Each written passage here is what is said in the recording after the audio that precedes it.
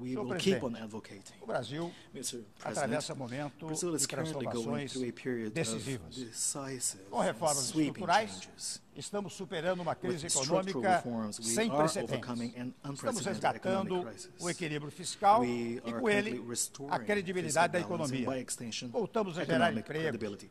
Jobs are being recobramos created a capacidade do again. We have Estado recovered the de levar state's adiante ability to carry políticas out sociais indispensáveis em país como o nosso. Aprendemos e estamos aplicando na prática esta regra elementar. Sem responsabilidade fiscal, a responsabilidade social não passa de discurso vazio. O novo Brasil que está surgindo das reformas é um país mais aberto ao mundo. Essa atitude de abertura que trazemos à ONU e que levamos ao Mercosul, ao G20, ao BRICS, ao IBAS e a todos os foros de que participamos. Essa atitude de abertura que adotamos com cada um de nossos parceiros na nossa região e além dela. A América do Sul é nossa vizinhança imediata. E por isso trabalhamos por uma América do Sul próspera e democrática. Trabalhamos pela crescente convergência dos processos de integração na América Latina e no Caribe. Exemplo significativo é a aproximação entre o Mercosul e a Aliança do Pacífico. Juntos, os países desses dois agrupamentos formam um mercado de quase 470 milhões de pessoas que respondem por mais de 90% do PIB da América Latina. África, por sua vez, é continente a que nos unem fortes laços históricos e culturais. É continente onde queremos cada vez mais iniciativas de cooperação, cada vez mais parcerias para o desenvolvimento. Com a Europa, onde cultivamos antigas amizades, tratamos de incrementar os fluxos de comércio e investimentos. E também na Ásia-Pacífico, polo mais dinâmico da economia global, intensificamos nossas relações com parceiros tradicionais e abrimos novas frentes de intercâmbio. Assim é a nossa política externa, verdadeiramente universalista. Universalist foreign policy. And, Mr. President, the fact is that the most universal of all four we have and can count on is this General Assembly. Here we can all benefit from the broadest and the most pluralistic array of perspectives. Here we find the parameters and the standards that govern our respectful living together. Here we shall become more united nations, aiming at the ultimate development of our peoples, the dignity of our citizens, and the security of our planet. Thank you very much, Mr. Chairman. Thank you very much, ladies and gentlemen.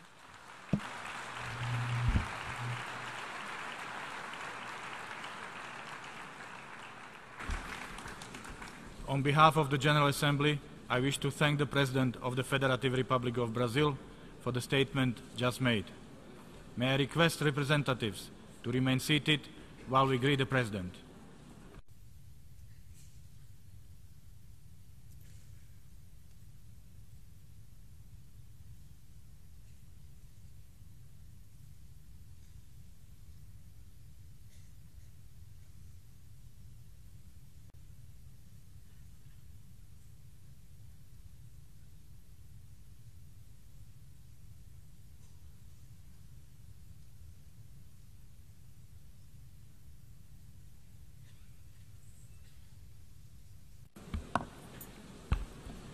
The Assembly will hear an address by His Excellency Donald Trump, President of the United States of America.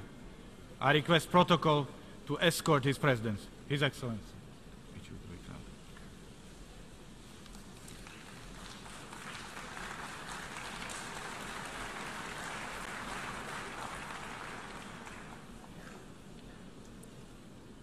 On behalf of the General Assembly, I have the honor to welcome to the United Nations His Excellency Donald Trump, President of the United States of America, and to invite him to address the Assembly.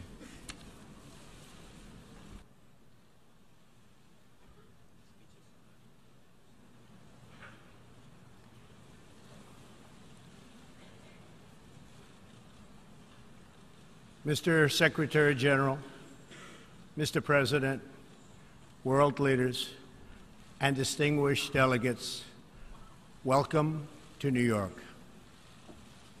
It is a profound honor to stand here in my home city as a representative of the American people to address the people of the world. As millions of our citizens continue to suffer the effects of the devastating hurricanes that have struck our country, I want to begin by expressing my appreciation to every leader in this room who has offered assistance and aid. The American people are strong and resilient, and they will emerge from these hardships more determined than ever before. Fortunately, the United States has done very well since Election Day last November 8th. The stock market is at an all-time high, a record. Unemployment is at its lowest level in 16 years, and because of our regulatory and other reforms, we have more people working in the United States today than ever before. Companies are moving back, creating job growth the likes of which our country has not seen in a very long time. And it has just been announced that we will be spending almost $700 billion on our military and defense. Our military will soon be the strongest it has ever been. For more than 70 years, in times of war and peace, the leaders of nations, movements, and religions have stood before this assembly. Like them, I intend to address some of the very serious threats before us today, but also the enormous potential waiting to be unleashed. We live in a time of extraordinary opportunity.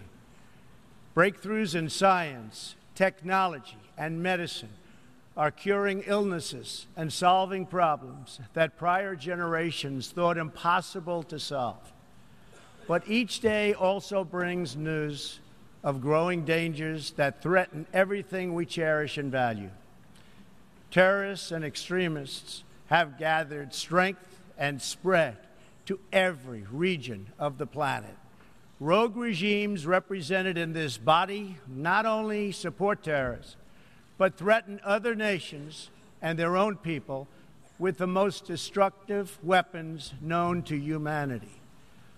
Authority and authoritarian powers seek to collapse the values, the systems, and alliances that prevented conflict and tilted the world toward freedom since World War II. International criminal networks traffic drugs, weapons, people, force dislocation and mass migration, threaten our borders, and new forms of aggression exploit technology to menace our citizens.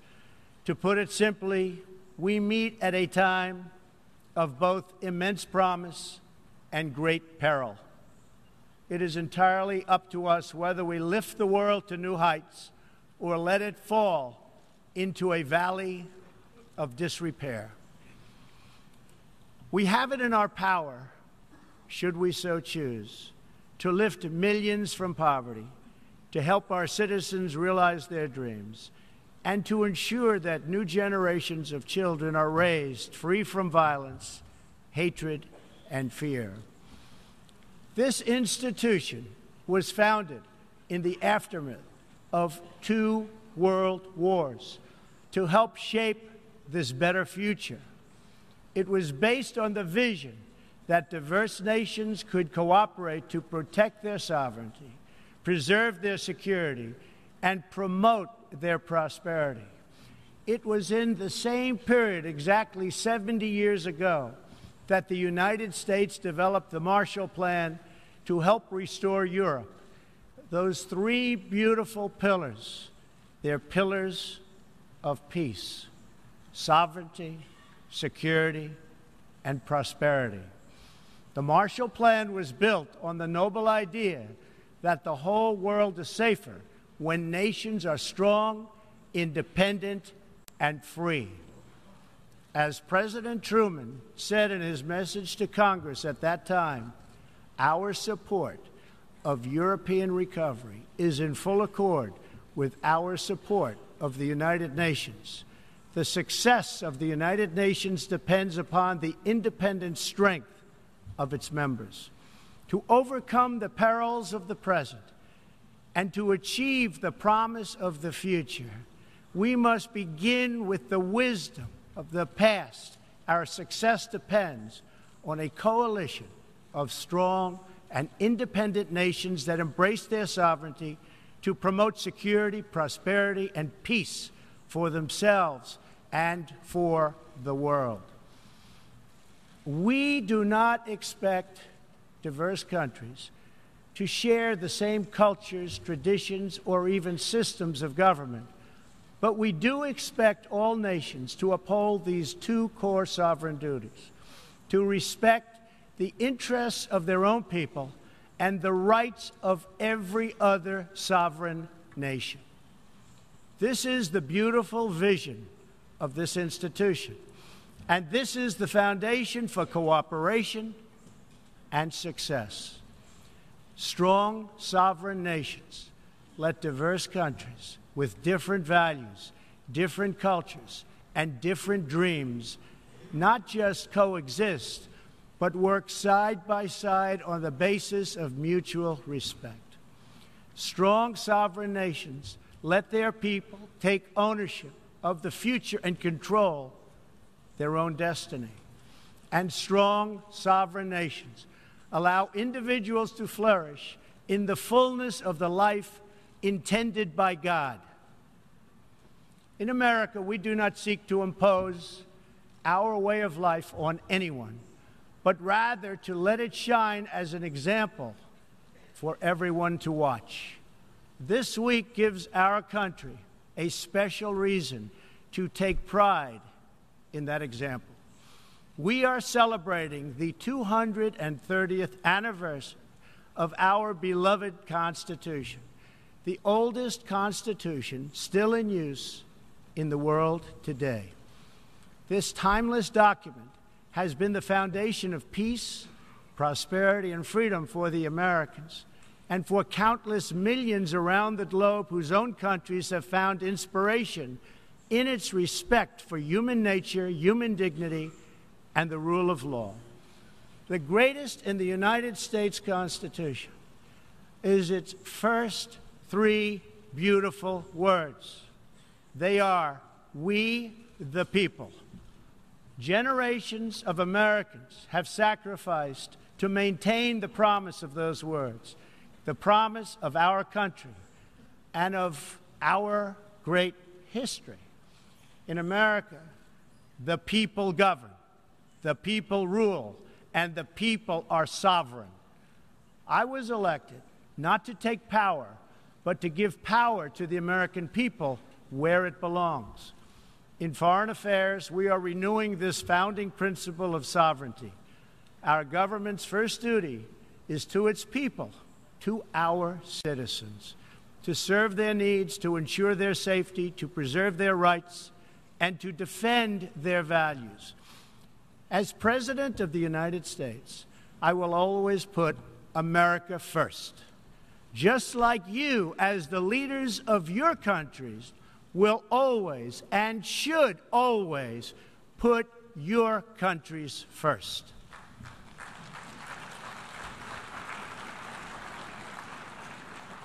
All responsible leaders have an obligation to serve their own citizens, and the nation-state remains the best vehicle for elevating the human condition. But making a better life for our people also requires us to work together in close harmony and unity to create a more safe and peaceful future for all people. The United States will forever be a great friend to the world, and especially to its allies. But we can no longer be taken advantage of or enter into a one-sided deal where the United States gets nothing in return. As long as I hold this office, I will defend America's interests above all else. But in fulfilling our obligations to our own nations, we also realize that it's in everyone's interest to seek a future where all nations can be sovereign, prosperous, and secure. America does more than speak for the values expressed in the United Nations Charter. Our citizens have paid the ultimate price to defend our freedom and the freedom of many nations represented in this great hall. America's devotion is measured on the battlefields where our young men and women have fought and sacrificed alongside of our allies. From the beaches of Europe to the deserts of the Middle East to the jungles of Asia. It is an eternal credit to the American character that even after we and our allies emerged victorious from the bloodiest war in history, we did not seek territorial expansion or attempt to oppose and impose our way of life on others. Instead, we helped build institutions such as this one to defend the sovereignty, security, and prosperity for all. For the diverse nations of the world, this is our hope. We want harmony and friendship, not conflict and strife. We are guided by outcomes, not ideology. We have a policy of principled realism rooted in shared goals, interests, and values. That realism forces us to confront a question facing every leader and nation in this room. It is a question we cannot escape or avoid. We will slide down the path of complacency, numb to the challenges, threats, and even wars that we face. Or do we have enough strength and pride to confront those dangers today so that our citizens can enjoy peace and prosperity tomorrow? If we desire to lift up our citizens, if we aspire to the approval of history, then we must fulfill our sovereign duties to the people we faithfully represent. We must protect our nations, their interests, and their futures. We must reject threats to sovereignty from the Ukraine to the South China Sea. We must uphold respect for law, respect for borders, and respect for culture, and the peaceful engagement these allow. And just as the founders of this body intended, we must work together and confront together those who threaten us with chaos, turmoil, and terror. The scourge of our planet today is a small group of rogue regimes that violate every principle on which the United Nations is based. They respect neither their own citizens nor the sovereign rights of their countries. If the righteous many do not confront the wicked few, then evil will triumph. When decent people and nations become bystanders to history, the forces of destruction only gather power and strength. No one has shown more contempt for other nations and for the well-being of their own people than the depraved regime in North Korea. It is responsible for the starvation deaths of millions of North Koreans and for the imprisonment, torture, killing, and oppression of countless more. We were all witness to the regime's deadly abuse when an innocent American college student, Otto Warmbier, was returned to America only to die a few days later. We saw it in the assassination of the dictator's brother using banned nerve agents in an international airport. We know it kidnapped a sweet 13-year-old Japanese girl from a beach in her own country to enslave her as a language tutor for North Korea's spies. If this is not twisted enough, now North Korea's reckless pursuit of nuclear weapons and ballistic missiles threatens the entire world with unthinkable loss of human life. It is an outrage that some nations would not only trade with such a regime, but would arm, supply, and financially support a country that imperils the world with nuclear conflict. No nation on earth has an interest in seeing this band of criminals arm itself with nuclear weapons and missiles. The United States has great strength and patience, but if it is forced to defend itself or its allies, we will have no choice but to totally destroy North Korea. Rocket Man is on a suicide mission for himself and for his regime. The United States is ready, willing, and able, but hopefully this will not be necessary. That's what the United Nations is all about. That's what the United Nations is for. Let's see how they do. It is time for North Korea to realize that the denuclearization is its only acceptable future.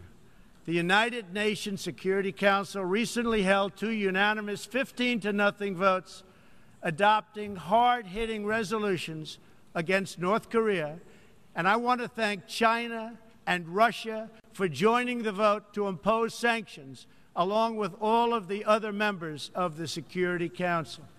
Thank you to all involved. But we must do much more.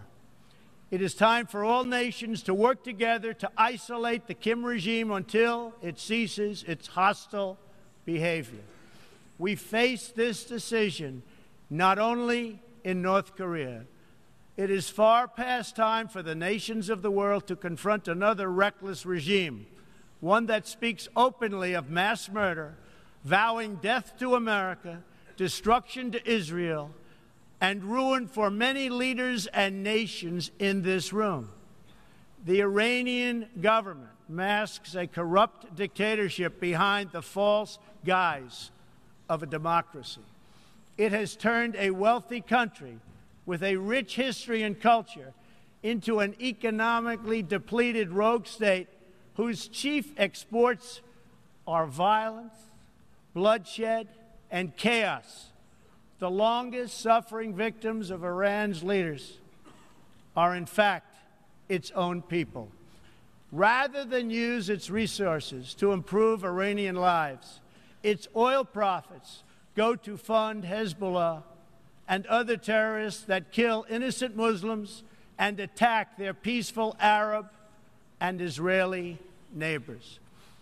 This wealth, which rightly belongs to Iran's people, also goes to shore up Bashar al-Assad's dictatorship, fuel Yemen's civil war, and undermine peace throughout the entire Middle East. We cannot let a murderous regime continue these destabilizing activities while building dangerous missiles, and we cannot abide by an agreement if it provides cover for the eventual construction of a nuclear program.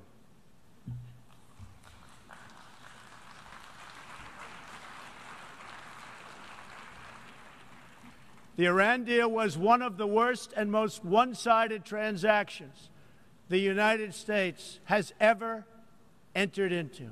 Frankly, that deal is an embarrassment to the United States, and I don't think you've heard the last of it, believe me.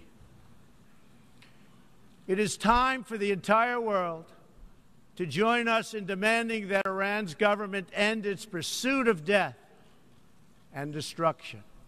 It is time for the regime to free all Americans and citizens of other nations that they have unjustly detained. And above all, Iran's government must stop supporting terrorists, begin serving its own people, and respect the sovereign rights of its neighbors. The entire world understands that the good people of Iran want change. And other than the vast military power of the United States, that Iran's people are what their leaders fear the most. This is what causes the regime to restrict internet access, tear down satellite dishes, shoot unarmed student protesters, and imprison political reformers. Oppressive regimes cannot endure forever, and the day will come when the people will face a choice. Will they continue down the path of poverty, bloodshed, and terror? Or will the Iranian people return to the nation's proud roots as a center of civilization, culture, and wealth, where their people can be happy and prosperous once again? The Iranian regime's support for terror is in stark contrast to the recent commitments of many of its neighbors to fight terrorism and halt its financing. In Saudi Arabia early last year, I was greatly honored to address the leaders of more than 50 Arab and Muslim nations. We agreed that all responsible nations must work together to confront terrorists and the Islamic extremism that inspires them. We will stop radical Islamic terrorism because we cannot allow it to tear up our nation and indeed to tear up the entire world. We must deny the terrorists safe haven, transit, funding, and any form of support for their vile and sinister ideology. We must drive them out of our nations. It is time to expose and hold responsible those countries who support and finance terror groups like Al-Qaeda, Hezbollah, the Taliban, and others that slaughter innocent people. The United States and our allies are working together throughout the Middle East to crush the loser terrorists and stop the reemergence of safe havens they use to launch attacks on all of our people. Last month, I announced a new strategy for victory in the fight against this evil in Afghanistan. From now on, our security interests will dictate the length and scope of military operations, not arbitrary benchmarks and timetables set up by politicians. I have also totally changed the rules of engagement in our fight against the Taliban and other terrorist groups. In Syria and Iraq, we have made big gains toward lasting defeat of ISIS. In fact, our country has achieved more against ISIS in the last 8 months than it has in many, many years combined. We seek the de-escalation of the Syrian conflict and a political solution that honors the will of the Syrian people. The actions of the criminal regime of Bashar al-Assad, including the use of chemical weapons against his own citizens, even innocent children, shock the conscience of every decent person. No society can be safe if banned chemical weapons are allowed to spread. That is why the United States carried out a missile strike on the airbase that launched the attack. We appreciate the efforts of the United Nations agencies that are providing vital humanitarian assistance in areas liberated from ISIS, and we especially thank Jordan, Turkey, and Lebanon for their role in hosting refugees from the Syrian conflict. The United States is a compassionate nation and has spent billions and billions of dollars in helping to support this effort. We seek an approach to refugee resettlement that is designed to help these horribly treated people and which enables their eventual return to their home countries to be part of the rebuilding process. For the cost of resettling one refugee in the United States, we can assist more than 10 in their home region. Out of the goodness of our hearts, we offer financial assistance to hosting countries in the region and we support recent agreements of the G20 nations that will seek to host refugees as close to their home countries as possible. This is the safe, responsible, and humanitarian approach. For decades, the United States has dealt with migration challenges here in the Western Hemisphere. We have learned that over the long term, uncontrolled migration is deeply unfair to both the sending and the receiving countries. For the sending countries, it reduces domestic pressure to pursue needed political and economic reform and drains them of the human capital necessary to motivate and implement those reforms. For the receiving countries, the substantial costs of uncontrolled migration are borne overwhelmingly by low-income citizens whose concerns are often ignored by both media and government. I want to salute the work of the United Nations in seeking to address the problems that cause people to flee from their homes. The United Nations and African Union led peacekeeping missions to have invaluable contributions in stabilizing conflicts in Africa. The United States continues to lead the world in humanitarian assistance, including famine prevention and relief in South Sudan, Somalia, and northern Nigeria and Yemen.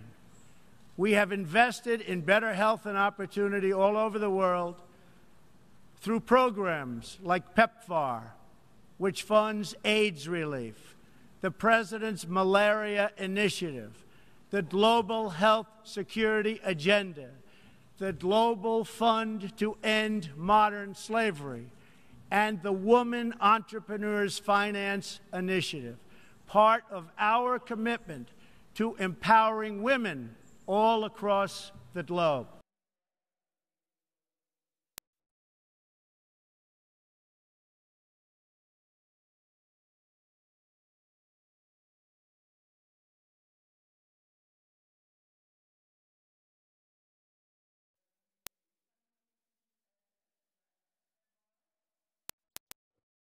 Well, that was a live crossing there to the United Nations headquarters in New York, where U.S. President Donald Trump is busy making his debut address at the 72nd U.S. and process. In some cases, states that seek to subvert this institution's noble aims have hijacked the very systems that are supposed to advance them. For example, it is a massive source of embarrassment to the United Nations that some governments with egregious human rights records sit on the UN Human Rights Council. The United States is one out of 193 countries in the United Nations, and yet we pay 22% of the entire budget and more. In fact, we pay far more than anybody realizes. The United States bears an unfair cost burden, but to be fair, if it could actually accomplish all of its stated goals, especially the goal of peace, this investment would easily be well worth it. Major portions of the world are in conflict, and some, in fact, are going to hell. But the powerful people in this room, under the guidance and auspices of the United Nations, can solve many of these vicious and complex problems. The American people hope that one day soon the United Nations can be a much more accountable and effective advocate for human dignity and freedom around the world.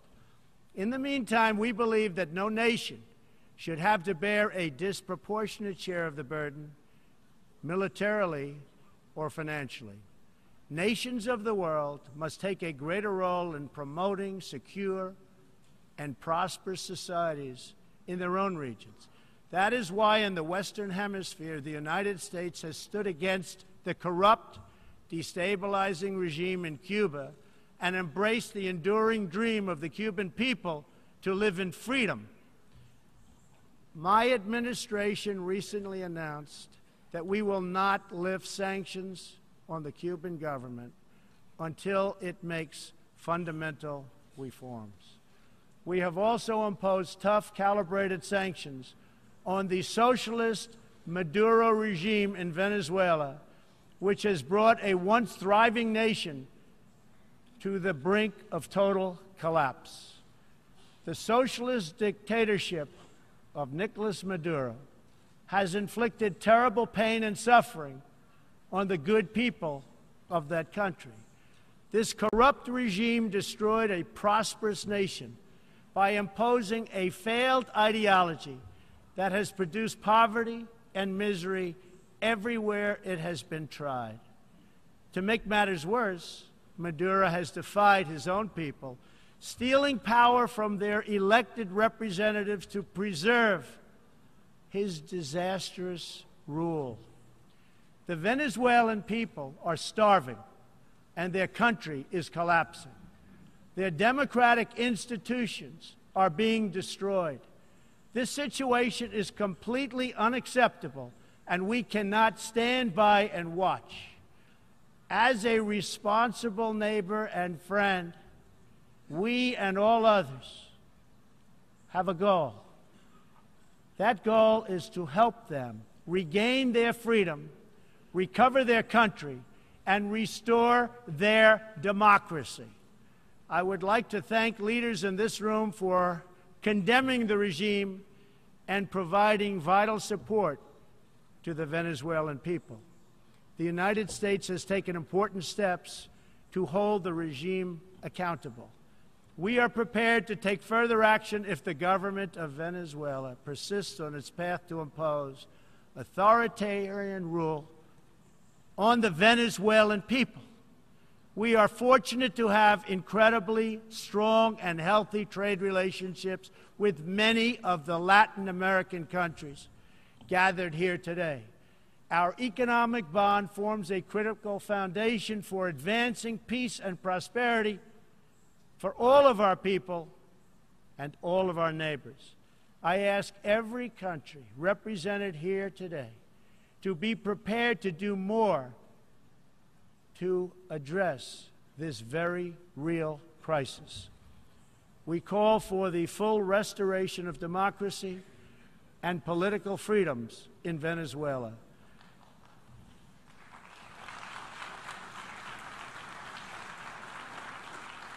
The problem in Venezuela is not that socialism has been poorly implemented, but that socialism has been faithfully implemented.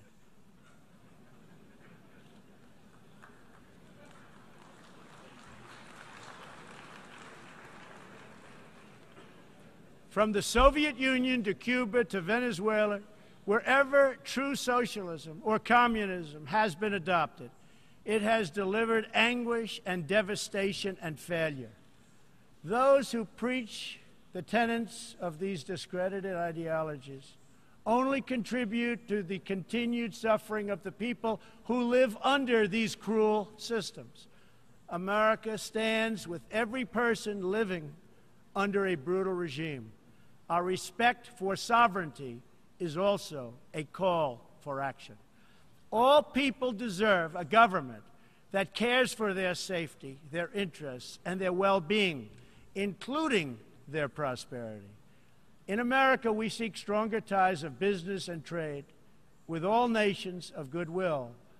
But this trade must be fair and it must be reciprocal.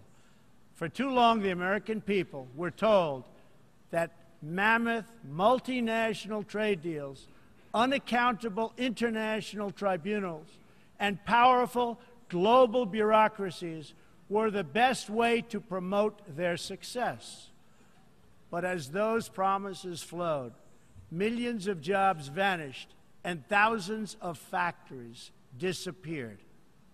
Others gamed the system and broke the rules. And our great middle class, once the bedrock of American prosperity, was forgotten and left behind, but they are forgotten no more, and they will never be forgotten again. While America will pursue cooperation and commerce with other nations, we are renewing our commitment to the first duty of every government, the duty of our citizens. This bond is the source of America's strength and that of every responsible nation represented here today. If this organization is to have any hope of successfully confronting the challenges before us, it will depend, as President Truman said some 70 years ago, on the independent strength of its members. If we are to embrace the opportunities of the future and overcome the present dangers together, there can be no substitute for strong, sovereign, and independent nations. Nations that are rooted in their histories and invested in their destinies. Nations that seek allies to befriend, not enemies to conquer.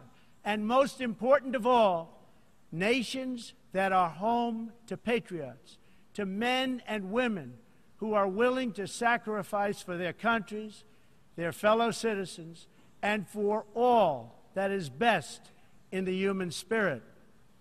In remembering the great victory that led to this body's founding, we must never forget that those heroes who fought against evil also fought for the nations that they loved.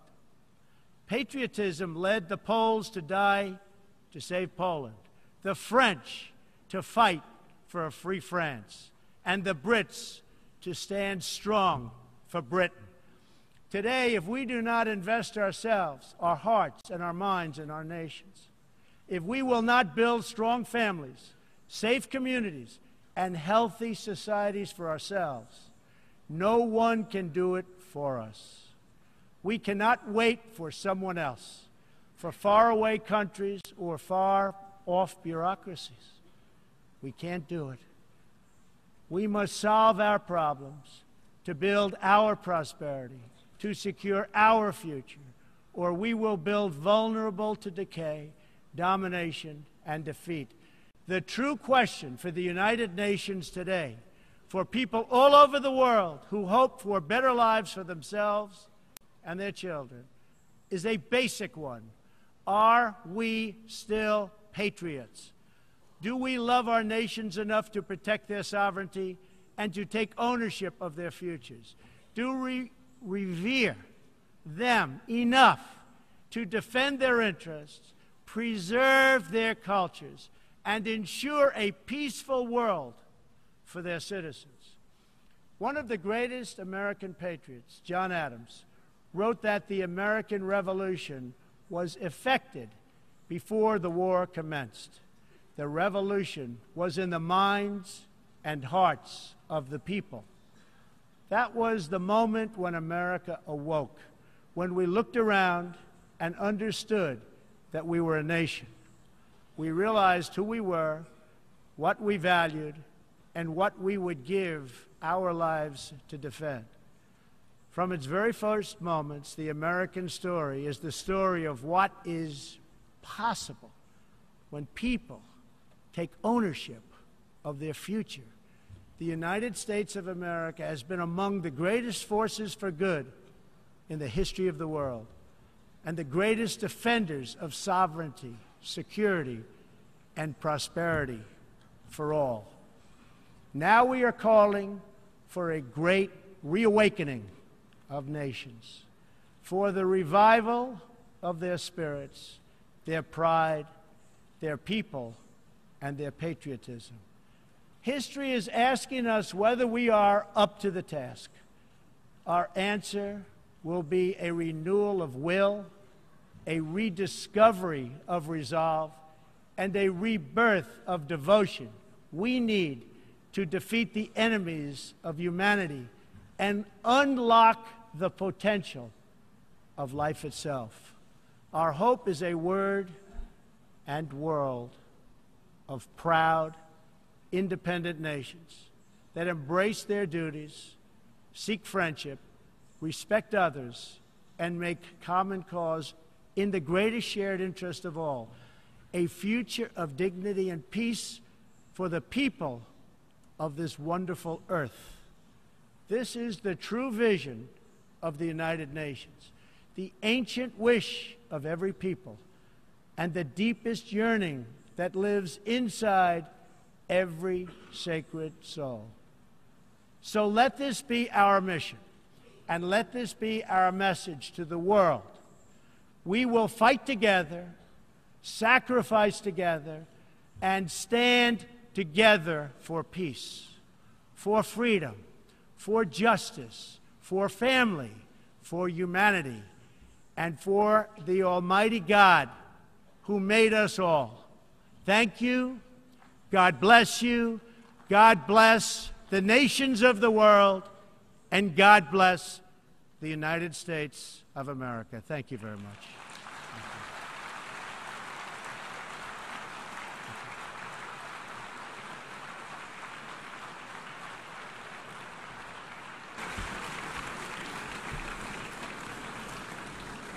On behalf of the General Assembly, I wish to thank the President of the United States of America for the statement just made. May I request representatives to remain seated while we greet the President, after which the meeting will stand suspended for 5 minutes before resuming to hear the next speaker.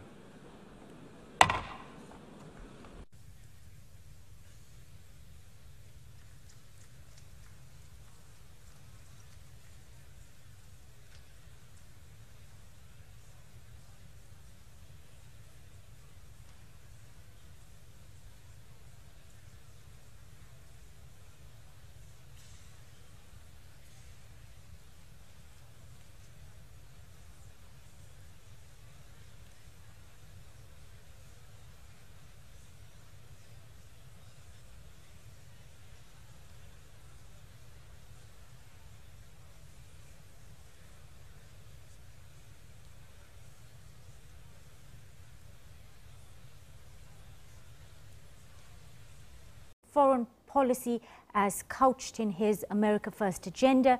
He says as US President he will defend and protect the values and interests of the US people and remains committed to peace and shared goals. On migration, though, he made a case for the US that wants to settle refugees closer to their home environments, which according to him is a more responsible humanitarian method. On Cuba, we are seeing a turnaround of his predecessor Barack Obama's progress in the slight thaw in relations with the island. Trump saying sanctions will not be lifted on Havana. On Venezuela, he says he wants restoration of democracy and political freedoms, warning that the US will apply additional pressure on this oil-producing nation. President Trump will argue that nation states should be free to pursue their own interests unfettered. It's a really contentious message for delegates to the world's most multilateral forum. The US has already hit Venezuela with financial sanctions in the past year, and this does ramp up international pressure on President Nicolas Maduro, who is the supplier of 10% of its oil it consumes. Trump did speak briefly on the UN reform panel yesterday, saying the USA needs more return on investment in the United Nations as one of its biggest funders. He vows to push for reform at the world body that he did once, if you recall, call a club where people talk and have a lot of fun. He says most likely, well, it was expected, as expected, he did confront North Korea over its nuclear and missile testing and the fate of the Iranian nuclear deal coming into focus this afternoon. On that note, let's take a short break. But before we go, United Nations Chief Antonio Guterres has called for strong international cooperation against global terrorism, presenting the state